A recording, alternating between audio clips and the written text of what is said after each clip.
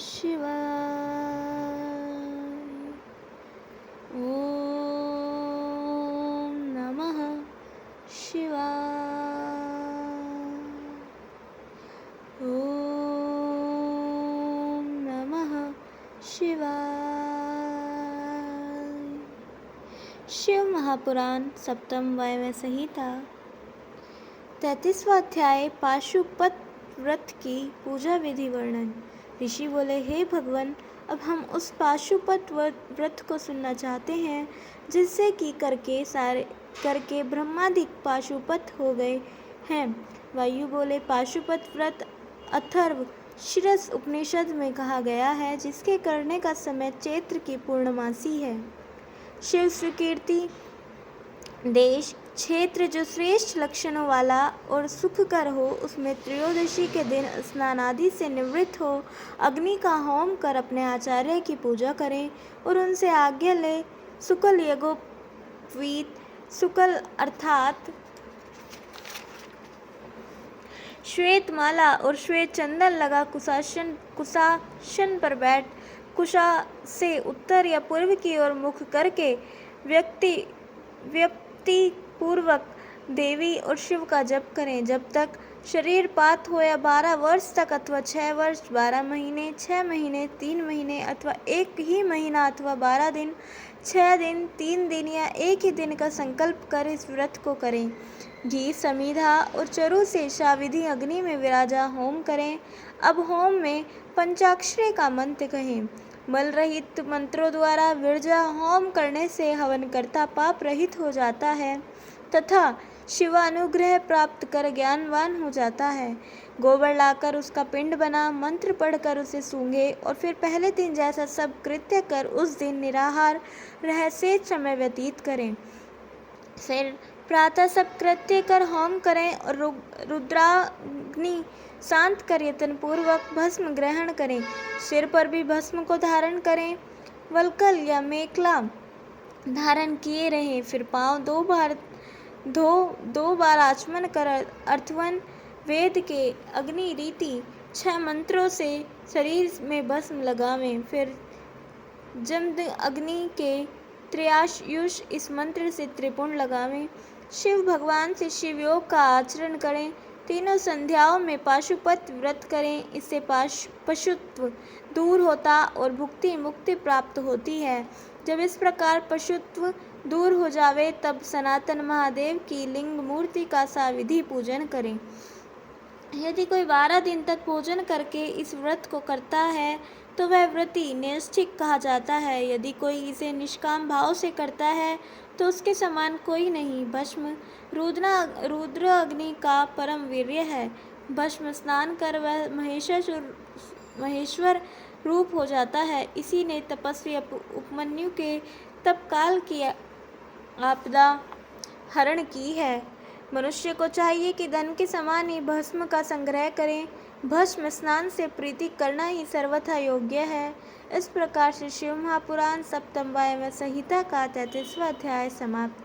बोलिए उमापति महादेव की जय। 34वां अध्याय माता की आज्ञा से उपमन्यु की तपस्या। ऋषि बोले, धौम्य ऋषि के बड़े भाई उपमन्यु ने तो अपने शैशव में दूध के लिए तप किया था, जिसमें शिवजी ने प्रसन्न होकर उन्हें क्षीर सागर दिया था, परंतु वह तो बालक थे। उन्हें शिव शास्त्र की वक्ता कैसे प्राप्त हुई और शिव को जानकर वे तप में कैसे निष्ठित हुए, यह कहिए। वायु बोले, वह कोई प्राकृत शिशु कैसे हुए कि जिन्होंने ऐसा तप किया और जो मुनिवर व्यागपाद के पुत्र थे, वह जन्मांतर के सिद्ध थे। किसी कारण प्रारब्धवश भस्म हो मुनि कुमार हुए थे। भावी की भाग्य विपन्नता और दूध की अभिलाषा से महादेव जी की उदारता को प्राप्त हुए थे। अतः शंकर जी ने उन्हें सर्व गणेश तत्व और कुमार तत्व सहित दूध का सागर स्वयं प्रदान किया और उन्होंने कुमार अवस्था में ही धारण शक्ति प्राप्त कर ली थी। इसी से उन्हें शिव शास्त्र की वक्ता प्राप्त हुई और नंदी ने वह ज्ञान उन्हें दिया। दूध के कारण उपमन्यु प्रेम सहित अपनी माता से बोला कि हे मेरी तपस्विनी माता, मुझे भी गौ का दूध दो, मैं थोड़ा नहीं पीऊँगा। तब पुत्र के वचन सुनकर तपस्विनी माता को बड़ा दुख हुआ। उस तपस्विनी ने छल वृत्ति से जो कुछ बीज मिले थे उन्हें पीसकर जल में मिलाकर पुत्र को बनावटी दूध दिया। उस दूध को पीकर वह व्याकुल हो माता से बोला, यह दूध नहीं है। यह सुन माता ने दुख से कहा, बेटा, संसार में सब कुछ है परंतु भाग्य के बिना कुछ नहीं मिलता। हमने पहले शंकर जी को नहीं पूजा, इसी से हम दरिद्र अवस्था में उत्पन्न हुए और तुम दूध से वंचित भी रहे। हे पुत्र, पूर्व जन्म में शिव जी के लिए जो दिया जाता है वही इस जगत में मिलता है। यह सुनकर उपमन्यु ने अपनी माता से कहा, हे माता, शोक मत करो। यदि सांब शिव है तो हे महाभागे, मैं उन्हें प्रसन्न कर दूध का ऐसा सागर ले आऊँगा जो कि कभी घटेगा ही नहीं। तब उसकी बुद्धिमती माता ने कहा, हे तात, तुम्हारी इस शुभ वार्ता ने निश्चय ही मेरा प्रीतिवर्धन किया है, अतः तुम भी देर न कर शीघ्र ही सांब का भजन करो। परम कारण शिव जी सर्वश्रेष्ठ है। मन वचन कर्म से उन्हीं शिवजी का पार्वती और गणेश सहित परम प्रीति के साथ भजन करना चाहिए। उन देवाधिदेव वरदाई शिव का ओम नमः शिवाय यह मंत्र कहने योग्य है। प्रणव सहित यह मंत्र 7 करोड़ हैं। अतएव हे पुत्र, अन्य मंत्रों को छोड़ तुम पंचाक्षर मंत्र ही जपो। यदि इसे जीवा के अंदर ही जपा जाए तो फिर कुछ भी दुर्लभ नहीं है। तुम अपने शरीर में भस्म धारण करो और यह जो मंत्र तुम्हें दिया है इसे मेरी आज्ञा से ग्रहण करो। इसके जपने से तुम्हारी रक्षा होगी। वायु बोले, ऐसी आज्ञा देकर उसकी माता ने शिवास्तु कहा, कल्याण हो, ऐसा उच्चारण कर पुत्र को तप करने के लिए विदा किया। वह मुनि माता को प्रणाम करते हुए वन में तपस्या करने चला गया। देवता तुम्हारा मंगल करे, ऐसा कहते हुए माता ने उसे विदा दी। हिमालय पर्वत पर वायु भक्षण करते हुए उसने 8 ईंटों का घर बनाकर मिट्टी का लिंग बना गणों सहित महादेव जी का आवाहन किया और भक्ति पूर्वक पंचाक्षरी मंत्र से वन के फूलों से बहुत काल तक पूजन करता हुआ बड़ा तप किया।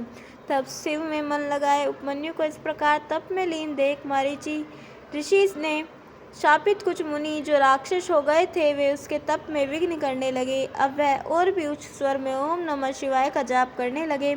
फिर तो उन विघ्न कारण मुनि पिशाचों का बल टूट गया और वे उनके सेवक हो गए। फिर तो उस ब्राह्मण पुत्र महात्मा उपमन्यु के तप से चराचर जगत प्रदीप्त हो गए। इस प्रकार से शिव महापुराण सप्तम वायव्य संहिता का 34वां अध्याय समाप्त। बोलिए उमापति महादेव की जय। कल हम सुनेंगे 35वां अध्याय उपमन्यु चरित्र वर्णन।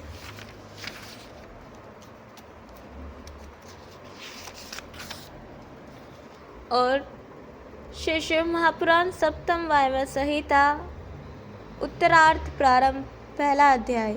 पशुपत व्रत से श्री कृष्ण को पुत्र सांब की प्राप्ति। तब तक के लिए जुड़े रहें। हर हर महादेव।